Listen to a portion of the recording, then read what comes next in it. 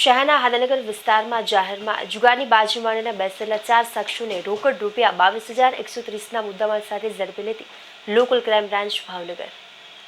Local crime branch પોલીસનો staff શહેરના હાદાનગર વિસ્તારમાં પેટ્રોલિંગમાં હતો. તે દરમિયાન મળેલી બાતમીના આધારે બાતમીવાળી જગ્યા પર રેડ કરતા ગુરુનગર વાડી સામે આવેલ મામાના ઓટલા પાસેની ખુલ્લી જાહેરમાં જુગાર રમતા શાહનવાજ ઉર્ફે શાહુ યુસુફભાઈ રાઠોડ, અસલમ ઉર્ફે કલી હબીબભાઈ રાઠોડ, આસિફ ઉર્ફે બાવ મોહમ્મદભાઈ પરમાર અને ઇમરાન ઉર્ફે મામા અબ્દુલભાઈ શેખ રહે તમામ જૂની માણેકવાડીને રોકડ રૂપિયા 22,120 સાથે ઝડપી લઈ તમામ વિરુદ્ધ બોરતળાવ પોલીસ મથકમાં ગુનો નોંધવામાં આવ્યો હતો.